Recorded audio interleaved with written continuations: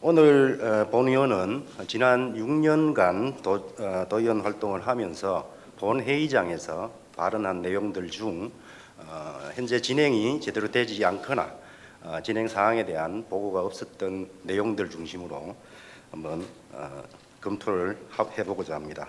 지난 3월로 기억을 하는데요.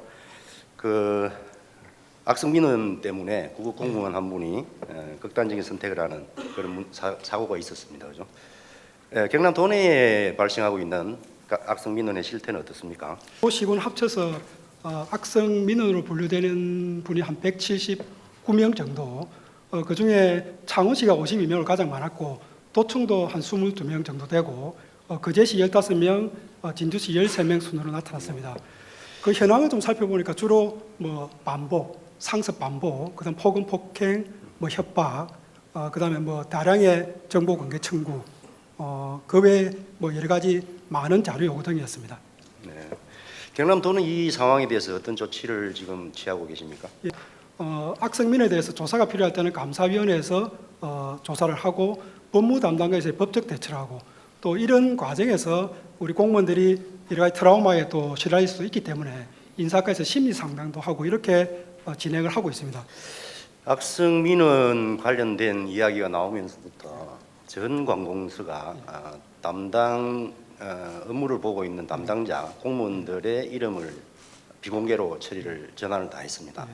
이 부분이 혹시 악성 민원 발생에 도움이 좀 되나요? 예. 사실 이 부분이 저희가 최선의 방법은 아니라고 생각합니다. 다만 여러 가지 악성 민원 대비책 중에 한 가지로 우선 좀 이해해 주시면 감사하겠습니다. 예. 이제 지금 사실 담당자의 성명 공개, 비공개 이 부분이 수많은 국민들 입장에서는 좀 불편한 부분이 상당히 많습니다. 그리고 이 시행령이 시행이 되고 난 다음에 효과가 있다라고 판단이 되어지면 지금 홈페이지에 있는 그 담당자 성명 가려놓은 거 다시 되돌릴 마음이 혹시 있으신가요? 우선 현재 지금 흐름은 전 지자체가 비공개 흐름으로 가고 있고 의원님 말씀 주신 대로 시행령이 개정되고 난 뒤에 행정안전부 입장이나 아무래도 도청 공무원 노조의 또 의견 이런 것도 종합적으로 한번 검토를 해보겠습니다. 이어서 폐교 관련된 질의에 대해서 또 한번 여쭤보겠습니다. 2021년이니까 한 3년 정도 된 것 같습니다. 당시 도정질문을 통해서 제가 폐지 학교에 대한 여러 가지 말씀을 드렸는데요. 그 이후에 혹시 조치 사항이나 다른 변화가 있었다면 설명 좀 부탁드리겠습니다. 우리 교육청은 올해 9월 1일 기준으로 전체 폐교 수는 586교입니다. 의원님께서 2021년도에 도정질문 시 지적하셨던 그 내용들을 파악 및 관리하기 위해서 대부 중이거나 미활용된 폐교를 저희가 전수조사를 하였습니다. 그 결과 지적하셨던 폐교 부지 내에 건물이 없는 대상을 말소 정리하였습니다. 최선을 다해서 움직이고 계시는 것 같아서 고맙다는 말씀 드리고요.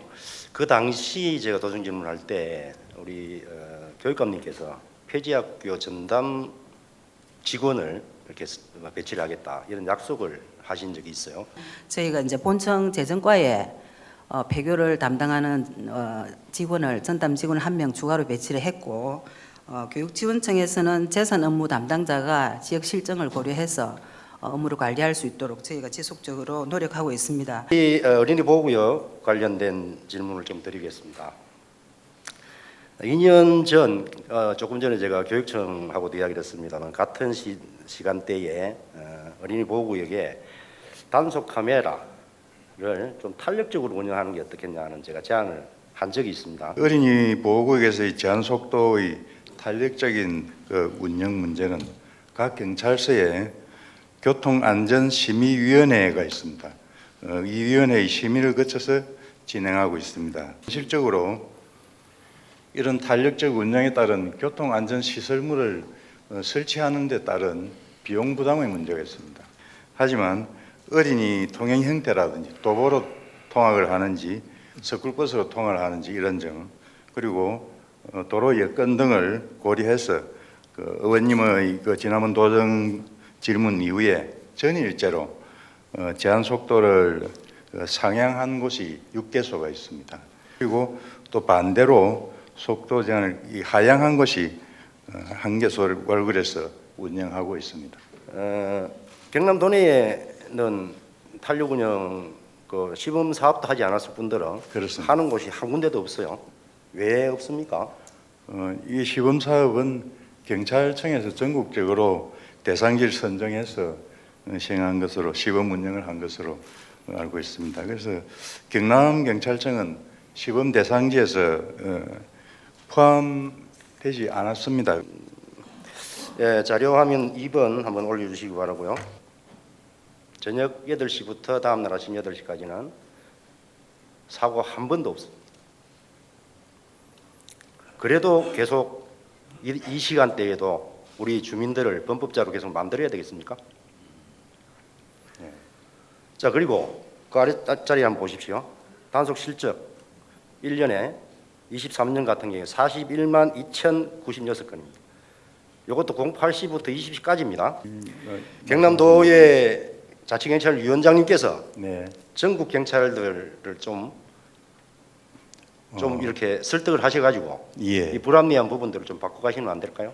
예, 이 자치경찰위원장 협의회가 있습니다. 그런 네. 기회에 그런 점을 거론해서 네. 한번 전국적인 정책에 반영될 수 있도록 노력하겠습니다. IT 강국인 대한민국에서 그 시간대별로 이 단속 카메라 속도 제한 설치 이거 바꾸는 게 그리 힘듭니까? 조그마한 집 하나면 가능한 건데. 예, 전국적인 정책에 반영될 수 있도록 적극 촉구하도록 하겠습니다. 이번에는 상시적으로 근무하고 있는 인원이 없는 비어 있는 치안센터 숫자가 계속 늘어납니다. 이유가 뭔가요? 경찰청에서는 효율적인 경찰 인력 운용과 기동성 강화 등을 위해서 지난 2004년부터 파출소와 지구대를 통폐합해서 운영을 해왔습니다. 지구대 파출소 중심으로 인력이 재배치되면서 상근하는 경찰이 없는 그런 치안센터가 발생하게 되었습니다. 여러 가지 대안을 포함한 대책을 좀 강구를 요청하셔서 예. 우리 도민들이 불안에 떨지 않고 좀 안전하게 편안한 마음으로 살 수 있도록 해주시기 바랍니다. 하천과 도로에 속해 있는 사회주의 관련 질문하도록 하겠습니다. 제가 국장님께 질문을 딱 드리고 싶은 부분은 이 특별조치법 안에는 국가하천은 마찬가지고 지방하천들도 하천 편입 토지 조서를 작성하게 되어 있었어요. 혹시 경남도는 여기에 대한 조치를 한 적이 있습니까? 아까 말씀하신 개인 하천 해부에 대해서는 뭐 지자체나 국가에 대해서 당연히 보상을 해드려야 될 의무가 있고요. 네. 사실은 국가 하천 관련해서 1급 우리 지방 하천 관련된 부분도 지금 도내에 한 4군데 정도 되는데요. 이 부분은 저희들이 환경부하고 의논을 해서 이 부분이라도 우선적으로 좀 조치를 하고 나머지 부분 지방 하천 부분에 대해서도 어떤 식으로 저희들이 도에서 책임감 있게 해나갈 건지 좀 고민이 필요할 단계인 것 같습니다.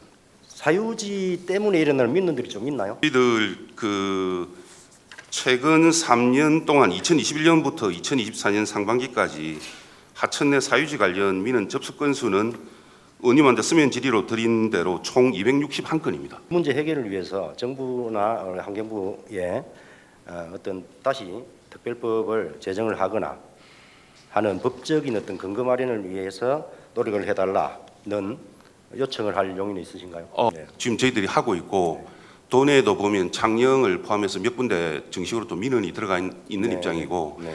2023년 12월 31일 날 종료가 되었지만 그 부분에 대해서는 저희들이 추가적인 연장을 통해서 실질적으로 도민한테 대책할 수 있도록 노력 중에 있습니다. 경남도가 지금이라도 앞으로라도 지방하천에 대한 지방하천 내에 있는 사유지에 대한 대책을 좀 더 적극적이고 현실적인 어떤 방향으로 좀 정책을 추진해 주셨으면 좋겠다 말씀드리는데요. 국장님 생각이 어떠신가요? 우리 도에서는 환경부의 본 법률이 조속히 개정될 수 있도록 지속적으로 건의할 계획이며 또한 별도 보상 예산을 확보하여 하천 내 개인의 사유재산이 보호될 수 있도록 최선을 다하겠습니다. 본 의원은 오늘 그동안 경남도의 의원으로 본 회의장에서 발언했던 내용 중 몇 가지 사안에 대한 조치 사항을 확인했습니다. 제안한 내용에 대해 적극 대처해 주신 부분에는 감사의 말씀을 드리고 그렇지 못한 부분들은 지금이라도 방안을 강구하고 해결책을 찾아주시기를 부탁드리면서 발언을 마치도록 하겠습니다.